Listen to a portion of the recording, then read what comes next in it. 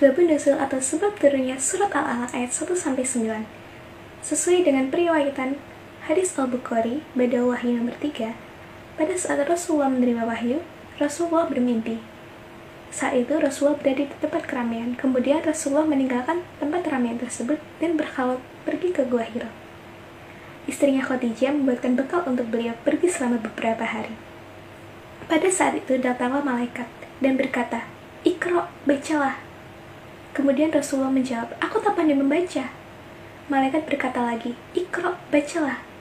Rasul menjawab lagi, "Aku tak pandai membaca." Sampai malaikat berkata seperti itu selama 3 kali, Rasulullah kemudian memberikan pernyataan yang sama. Akhirnya, malaikat tersebut menurunkan surat Al-Alaq ayat 1-5 yang berbunyi, A'udzu billahi minasyaitonir rajim. Bismillahirrahmanirrahim. Iqra bismi rabbikal ladzi khalaq. Khalaqal insana min 'alaq. Iqra wa rabbukal akram. Alladzi 'allama bil qalam. 'Allamal insana ma lam ya'lam. Setelah 5 ayat tersebut dibacakan, kemudian malaikat pun menghilang. Akhirnya Rasulullah dengan perasaan takut pergi tergesa-gesa ke rumah untuk menemui Khadijah dan berkata, Zamiluni, Zamiluni, selimuti aku, selimuti aku. Setelah mendengar cerita yang beliau alami, kemudian Siti Khadijah berkata, "Demi Allah, Allah tidak akan pernah mengecewakanmu untuk selama-lamanya." Kemudian Siti Khadijah mengajak Rasulullah untuk pergi ke rumah Warqa bin Naufal, yaitu paman Khadijah yang ahli Injil. Kemudian Siti Khadijah meminta Rasulullah untuk menceritakan semua kejadian yang beliau alami ke paman beliau. Setelah selesai mendengar cerita Rasulullah, Warqa pun berkata, "Demi Allah, ini adalah utusan, sebagaimana Allah telah mengutus Nabi Musa. Semoga aku masih diberi karunia kehidupan, agar aku melihat engkau diusir oleh kaummu." Kemudian Rasulullah pun bertanya, "Apakah kaumku akan mengusirku?" Warqa pun menjawab, "Benar. Semoga aku masih diberi kehidupan, agar aku bisa menolong engkau dengan sekuat-kuatnya." Belum membahas mengenai itu, saya akan membacakan suratnya terlebih dahulu beserta artinya. Bismillahirrahmanirrahim. Ya bani Adam, qad anzalna 'alaikum libasan yuwari sawatikum warisa wa libasu taqwa dzalika khair. Dzalika min ayatillahi la'allahum yadhakkarun. Yang artinya, wahai anak cucu Adam, sungguhnya kami telah menyediakan pakaian untuk menutupi auratmu dan untuk perhiasan bagimu. Tapi pakaian takwa itulah yang lebih baik. Demikianlah sebagian tanda-tanda kekuasaan Allah, mudah-mudahan mereka ingat. Ya bani Adam, la yaftinannakumus syaitanu kama akhraja abawaykum minal jannati yanzi'u anhuma libasahuma liyuriyahuma sawatihima innahu yarakum huwa wa qabiluhu min haitsu la tarawnahum inna ja'alna sayatina awliya'a lilladina la yu'minun. Yang artinya, wahai anak cucu Adam, janganlah sampai kamu tertipu oleh setan sebagaimana halnya dia setan telah mengeluarkan ibu bapakmu dari surga dan menanggalkan pakaian keduanya untuk memperlihatkan aurat keduanya. Sesungguhnya dia dan pengikutnya dapat melihat kamu dari suatu tempat yang kamu tidak bisa melihat mereka. Sesungguhnya kami telah menjadikan setan-setan itu pemimpin bagi orang-orang yang tidak beriman. Selanjutnya saya akan membacakan surat An-Nur ayat 31.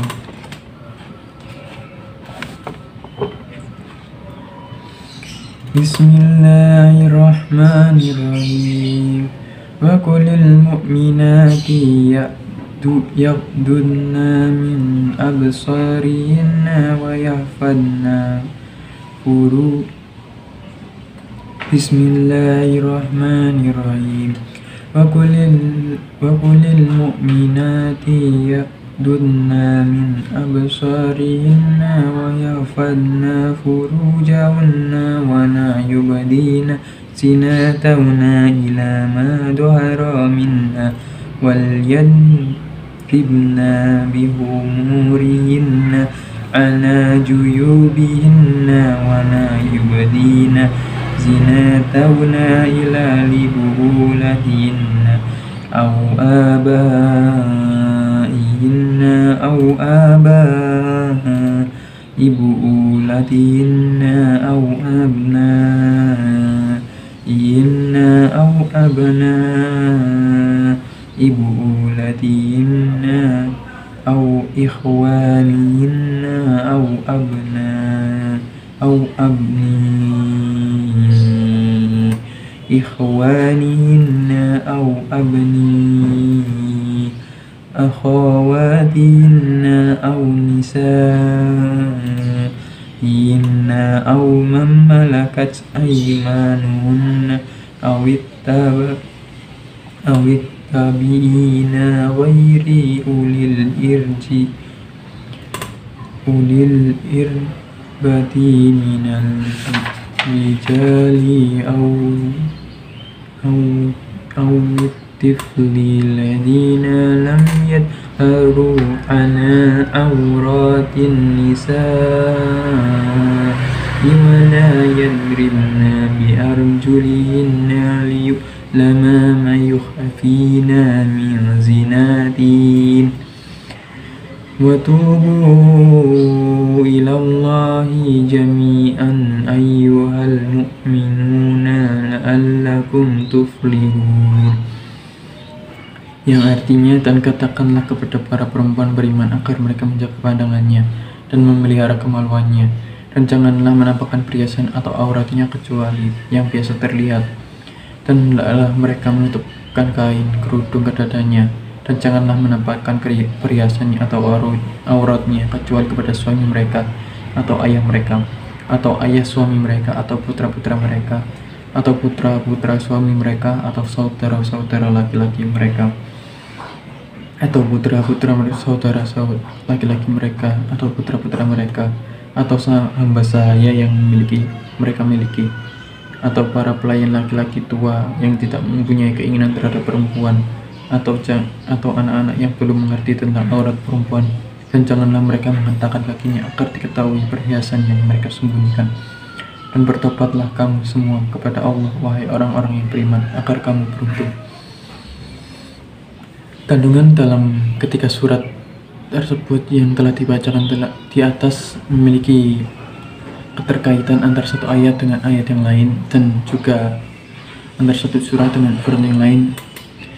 Pertama, dalam surat Al-A'raf ayat 26 yang dijelaskan bahwa telah diberikan pakaian yang baik bagi anak cucu Adam untuk menutup aurat mereka, yaitu pakaian takwa, dan pakaian untuk memperrendah diri mereka. Pakaian takwa merupakan pakaian yang paling baik bagi pakaian takwa merupakan pakaian batin. Pakaian takwa akan senantiasa melindungi diri mereka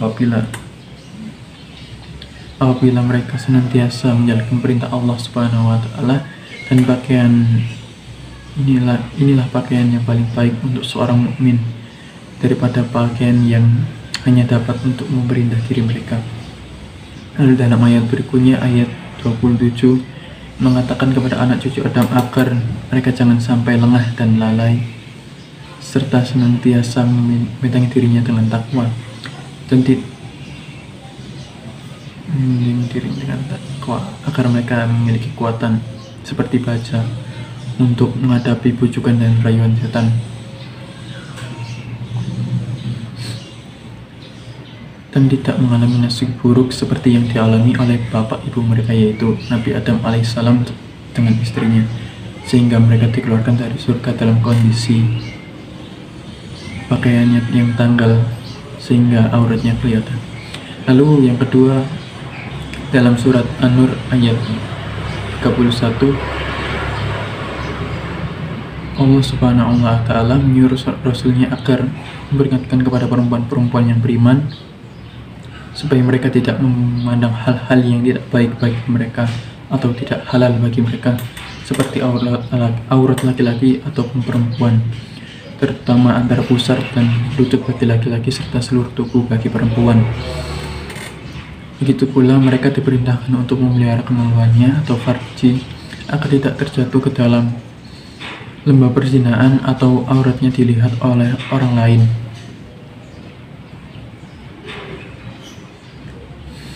Kesimpulannya di sini dalam surat Al-A'raf dijelaskan sebagaimana pakaian yang paling baik bagi seorang mukmin, yaitu pakaian takwa untuk melindungi kaum muslim dari segala perbuatan yang buruk. Dan pada ayat berikutnya dijelaskan pula agar seorang muslim selalu senantiasa memperkuat pakaian takwanya agar tidak mudah terbujuk oleh rayuan serta tipu muslihat setan untuk melakukan hal-hal yang tidak sesuai dengan ajaran agama Islam. Lalu hal itu ditegaskan dalam surat An-Nur ayat 31, seorang yang beriman, terutama seorang perempuan, agar mereka senantiasa menutupi aurat mereka agar setan tidak mudah mencari celah dan memanfaatkan aurat perempuan untuk menarik lelaki maupun perempuan untuk berbuat zina. Pokok inti utamanya adalah menyeru kepada seorang mukmin maupun perempuan, mukmin laki-laki maupun perempuan, agar senantiasa menjaga pandangannya dan menutup auratnya agar tidak menimbulkan perzinahan. Baik, saya akan menjelaskan tentang rasam. Ini ada contoh rasam surat Al-Hijr ayat 67-74 yang bunyinya, Wajah ahlul madinati yastabshirun qala inna haula'i dhaifi fala tafdahun wattaqullaha wa la tukhzun qalu awalam nanhaka 'anil 'alamin qala haula'i banati in kuntum fa'ilin la'amruka innahum lafi sakratihim ya'mahun fa'akhadathumus sayhatu musyriqin faja'alna 'aliyaha safilaha wa amtarna 'alaihim hijaratan min sijil. Pembahasan mengenai rasam Utsmani tidak akan pernah terlepas dari Mushaf Utsmani. Mushaf Utsmani ditulis pada era Utsman bin Affan sebagai kodifikasi Al-Quran yang ketiga. Melihat banyaknya umat Islam kala itu yang saling menyalahkan bacaan antara satu dengan yang lainnya.